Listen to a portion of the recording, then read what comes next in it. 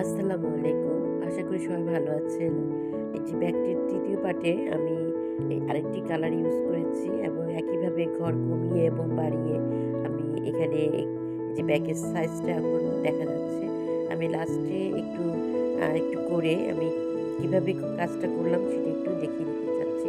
এখানে আমি এই যে একটা কর্নারে আসলাম। আমি ২ টি চেইন দিয়ে কর্নারে যাবো। এই যে এখানে আমি ২ টি চেইন দিচ্ছি। চেইন দিয়ে আমি কর্নারে চলে গেলাম। এখানে আমি ২ টি ডবল ক্রোশেট এবং মাঝখানে ২ টি চেইন দিয়ে আবার একই ঘরে আবার ২ টি ডবল ক্রোশেট দেব। এভাবে আমি এই কর্নারে কাজটা করব। এখানে আমি ঘর বাড়িয়ে কাজটা করলাম।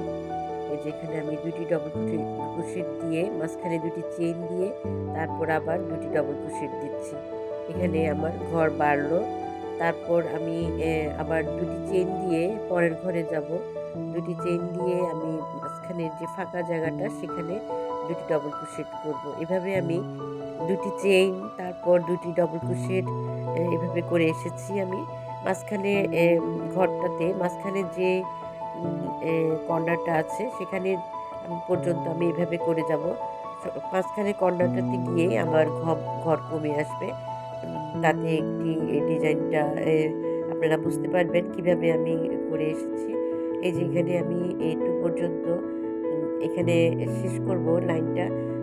সেজন্য আমাকে এখানে কাজটা করে যেতে হবে। ২ টি চেইন এবং ২ টি ডবল ক্রোশেট দিয়ে আমি মাঝখানের যে কর্নারটা সেটুক পর্যন্ত যাব এবং মাঝখানের ঘরটাতে কর্নারটাতে এসে আমার ঘর কমিয়ে কাজটা করতে হবে।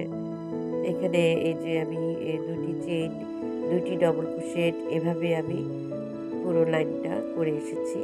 এই যে এখন আমার মাঝখানে কর্নারটা চলে এসেছে।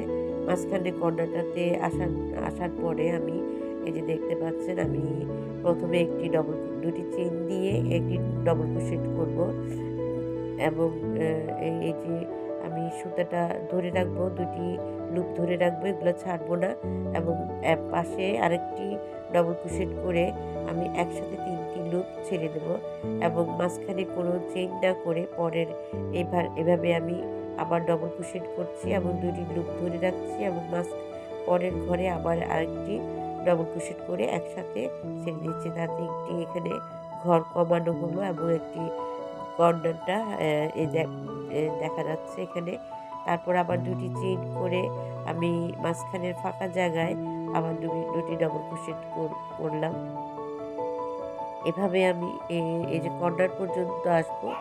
এই যে দেখতে পাচ্ছেন আমার কর্নার পর্যন্ত কাজটা হয়ে গেছে এবং এখানে ৩ টি যে ১ম এ এ এখানে ৩ টি যে চেইন ছিল সেটার সাথে আমি জয়েন করে দিলাম। ৩ টি চেইন মানে একটি ডবল ক্রোশেট, সেই ডবল ক্রোশেটের উপরে আমি জয়েন করে দিয়ে কাজটা শেষ করলাম এবং এখানে আমি এখন অ্যা আ আর বাড়াবো না। যেহেতু এটি একটি ছোট ব্যাগ, এখানে আমি সুতাটা কেটে নেব। এই যে দেখতে পাচ্ছেন এখানে আমার সুতাটা কেটে আমি ব্যাগটা আমি নিয়ে আসলাম। আমি তারপর ফিতা দিয়ে আমি কুশির ফিতা দেব এবং ভিতরে আপনারা চাইলে কাপড়ও দিতে পারেন বা এভাবে ব্যবহার করা যাবে।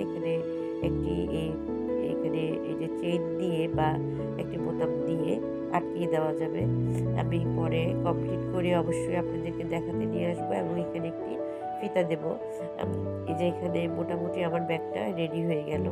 আপনারা যারা আমার ভিডিওটি দেখলেন না তাদেরকে ধন্যবাদ এবং আমার নতুন ভিডিও পাওয়ার জন্য আমার চ্যানেলটি সাবস্ক্রাইব করে আমার সাথে থাকবেন। এই যে এখানে আমার ভিডিওটি শেষ করছি। সবাই ভালো থাকবেন। আল্লাহ হাফেজ। আসসালামু আলাইকুম।